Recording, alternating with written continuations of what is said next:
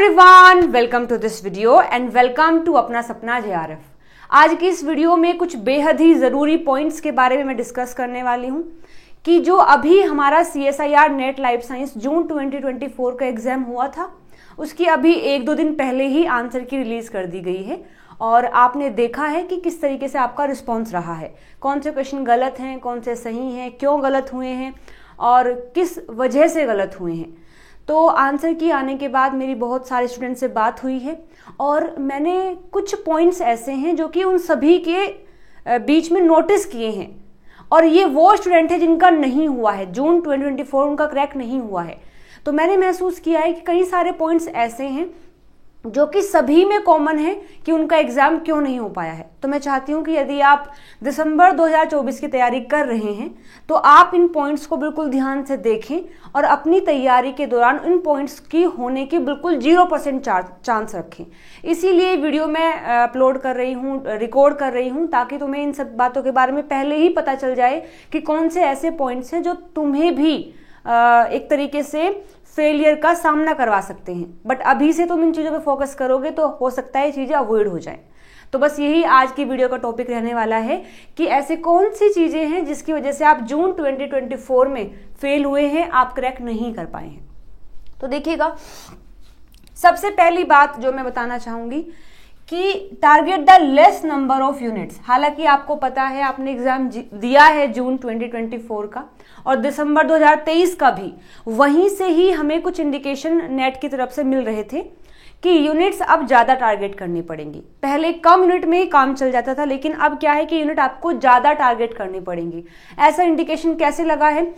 क्योंकि मानो आपने यूनिट नंबर 1 पढ़ी है और आपने यूनिट नंबर 2 नहीं पढ़ी है। मान के चल रहे हैं कि हमारे सिलेबस में, मानना नहीं है ही 13 यूनिट है और हम मान रहे हैं कि 13 में से मानो आपने 7 से 8 यूनिट तैयार की थी, ठीक है। अब हुआ क्या, उसमें आपने यूनिट 1 तो टारगेट की है लेकिन मानो 2 नहीं की है। क्वेश्चन जो आए हैं एग्जाम में वो दोनों को मिलाकर के दे दिए गए हैं। एक ऐसा क्वेश्चन दिया है जिसमें 2 स्टेटमेंट आपको यहां से दे दी गई और 2 स्टेटमेंट यहां से दे दी गई। अब ऐसा नहीं कि बिल्कुल अपोजिट थी, कुछ ऐसे कॉन्सेप्ट जो कि इन यूनिट में सिमिलर हैं, थोड़े बहुत कनेक्ट करते हैं, वहीं से ही आपको क्वेश्चन दे दिया गया। अब आपने अगर ये यूनिट नहीं की है, ये कर रखी है और आपने 2 स्टेटमेंट तो सोल्व कर दी हैं, लेकिन बाकी की 2 आप नहीं कर पाए क्योंकि ये यूनिट आपने टारगेट नहीं की थी, तो वो पूरा ही क्वेश्चन आपका नहीं हो पाया। ऐसे करते करते करते करते आप जो पार्ट सी के आपको 25 क्वेश्चन करने होते हैं आउट ऑफ 75, वो आप नहीं कर पाए, ठीक है। तो ये एक बड़ा कारण रहा कि टारगेट आपने कम यूनिट को किया हुआ था, जिस वजह से ये गड़बड़ हुई है। अब ये तो कमी रही है, इसका समाधान क्या हो सकता है? तो आप एग्जाम में कम क्वेश्चन अटेम्प्ट कर पाए, इस चीज को ओवरकम करने के लिए पॉइंट रहेगा कि आप ज्यादा से ज्यादा यूनिट को टारगेट करें। अगेन मैं कई बार बता चुकी हूं कि 13 यूनिट है, 13 में से 11 से 12 का तो आप बिल्कुल टारगेट लेके ही चले कि आपको 11 से 12 यूनिट तो करनी ही करनी है, ठीक है। तो एक तो सबसे पहली बात ये रहेगी और दूसरा ये रहेगा कि जो भी यूनिट्स आप कर रहे हैं वो कुछ इस तरीके से की जाए कि जो एक दूसरे से रिलेटेड यूनिट है। जैसे अगर बात करें unit number 1 biochemistry, cell biology, fundamental biology और सेल सिग्नलिंग, ये 4 यूनिट ऐसी हैं आपके सिलेबस में जो कि एक दूसरे से कनेक्ट करती हैं। तो यदि आप यूनिट 1 कर रहे हैं तो मेक श्योर आप 2 भी करें, 3 भी करें और 4 भी करें, क्योंकि ये ऐसे यूनिट है जिनसे कॉमन क्वेश्चन आने के बहुत ज्यादा चांस है। तो क्वेश्चन अगर आ भी जाता है, अगर आपने चारों कर रखी है तो आपका क्वेश्चन नहीं छूटेगा। दूसरा, जैसे कि यूनिट नंबर 12 है और 13 है और यूनिट नंबर 8 यानी कि इनहेरिटेंस बायोलॉजी जो है, इसमें जो मार्कर्स वगैरह से क्वेश्चन आते हैं वो बेसिकली आपके यूनिट नंबर 12 के हैं। तो यदि आप 12, 13 कर रहे हैं तो साथ में 8 भी जरूर से करें, क्योंकि यहां से भी क्वेश्चन मिक्स होने का चांस काफी ज्यादा रहता है। तो आपको अगर एग्जाम में आप कम क्वेश्चन अटेम्प्ट कर पाए हैं तो उसका रीजन ये रहा होगा कि आपने ज्यादा यूनिट नहीं की है। तो अगर आप एग्जाम में क्वेश्चन कम अटेम्प्ट कर पाए हैं, उस चीज को ओवरकम करने के लिए अब जब आप तैयारी कर रहे हैं तो ज्यादा से ज्यादा यूनिट को टारगेट करें और साथ साथ ऐसे यूनिट जो एक दूसरे से रिलेटेड हैं उनको आप एक साथ में ही टारगेट करें, छोड़े नहीं।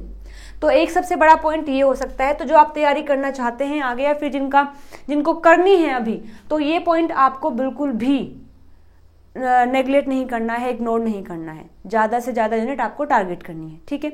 अच्छा, दूसरी बात क्या रही, सबसे बड़ी जो प्रॉब्लम मुझे लगी है कि लास्ट में जब टाइम कम रह जाता है, हालांकि जब आप पढ़ रहे हैं तब तो आप रिवाइज कर ही रहे हैं अपने सिलेबस को, लेकिन एक रिवीजन वो होता है जो आप लास्ट में कर रहे हैं अपना पूरा सिलेबस का।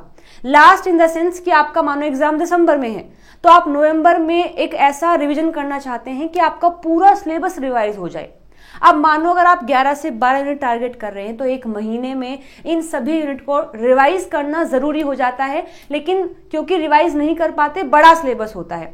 और मैंने बात की है कई सारे स्टूडेंट्स हैं, उनका सबसे बड़ा रीजन यही रहा है कि वो लास्ट में सारा सिलेबस कर तो लिया लेकिन रिवाइज नहीं कर पाए, रिकॉल नहीं कर पाए।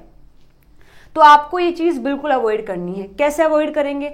एक तो जैसे ही आप किसी टॉपिक को पढ़ रहे हैं साथ साथ उसके शॉर्ट नोट बनाइए, इसके शॉर्ट नोट्स बनाइए जरूर से जरूर, ये आपको बनाने हैं। ये आप किस तरीके से हेल्प करेंगे कि लास्ट में यदि आपका एग्जाम दिसंबर में है और आप 1 नवंबर से रिवीजन करना स्टार्ट करते हैं और आपने अगर शॉर्ट नोट्स बना रखे हैं तो यकीन मानिएगा दोस्तों कि आप एक महीने के अंदर अपना पूरा सिलेबस 2 से 3 बार रिवाइज कर सकते हैं, ज्यादा भी कर सकते हैं। लेकिन वो कब करेंगे? यदि आपने शॉर्ट नोट्स बना रखे हैं।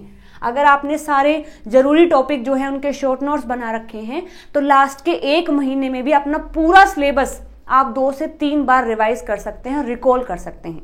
और इस एग्जाम में पढ़ना जितना जरूरी है इतना ही जरूरी है कि वो चीजें आपको याद भी तो होनी चाहिए। मानो आपने पढ़ लिया है, याद नहीं है, तो क्वेश्चन कैसे सोल्व करोगे? तो पढ़ना जरूरी है, लेकिन उससे भी ज्यादा जरूरी है कि जो आपने पढ़ा है वो आपको याद हो। और याद होने के लिए जरूरी है कि आप बहुत बार रिवाइज और रिकॉल कर रही हैं। और जो सबसे लास्ट वाला रिवीजन होता है, बिल्कुल एग्जाम के पास वाला, वो सबसे ज्यादा जरूरी होता है।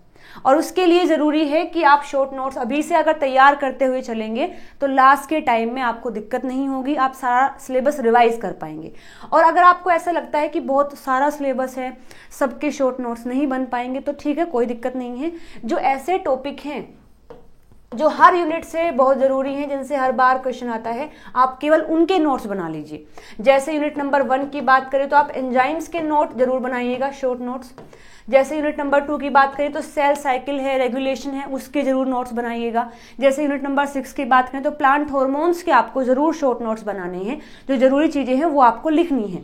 तो अगर सारा भी नहीं कर पाते हो तो जो जरूरी टॉपिक्स हैं उनका जरूर आप शॉर्ट नोट्स बनाएं, ताकि लास्ट में ऐसा ना हो कि टाइम की कमी की वजह से आप टॉपिक आपने पढ़ा तो बहुत अच्छे से था लेकिन रिवाइज नहीं कर पाई। रिवाइज नहीं हुआ तो क्वेश्चन नहीं हुआ है, और क्वेश्चन हो भी गया है तो फिर डाउट है कि सही है या गलत है, ठीक है। तो इस चीज को अवॉइड करने के लिए जरूरी है आप शॉर्ट नोट्स बनाएंगे। तो जितना पढ़ना जरूरी है उतना ही रिवीजन भी जरूरी है, ये बात आपको जरूर याद रखनी है अपनी तैयारी के दौरान। थर्ड पॉइंट देखिएगा, नो क्वेश्चन प्रैक्टिस। अब अच्छा, जिनका ये फर्स्ट या सेकंड अटेम्प्ट था जून वाला, उनके लिए थोड़ा सा हेक्टिक हो जाता है सारा सिलेबस पढ़ना भी, याद भी करना, रिवाइज भी करना, शॉर्ट नोट्स भी बनाना।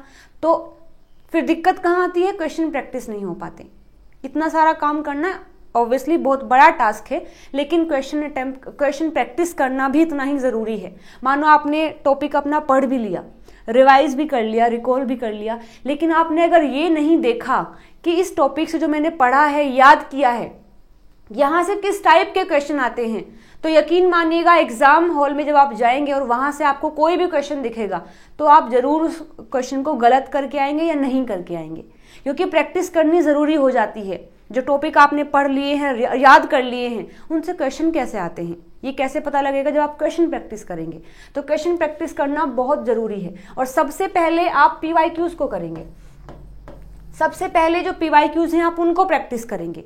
इन केस आपके PYQs हो गए हैं, आपने सारे PYQs प्रैक्टिस कर लिए हैं, उसके बाद जो हमारे अदर एग्जाम जैसे कि गेट है और DBT है, ICMR है, जिनमें लगभग सिलेबस सेम है नेट वाला, उनके क्वेश्चन को आप प्रैक्टिस करेंगे। और इनकेस आपने ये भी कर लिए हैं तब आप जरूर से टेस्ट सीरीज को ज्वाइन करेंगे। जहां भी आपको लगता है कि अच्छे क्वेश्चन मिल सकते हैं वो आप जरूर से ज्वाइन करें, ताकि आपकी ज्यादा से ज्यादा प्रैक्टिस हो सके, ठीक है। तो फर्स्ट पॉइंट हमने देखा कि क्वेश्चन जो यूनिट हैं वो कम टारगेट हुई हैं।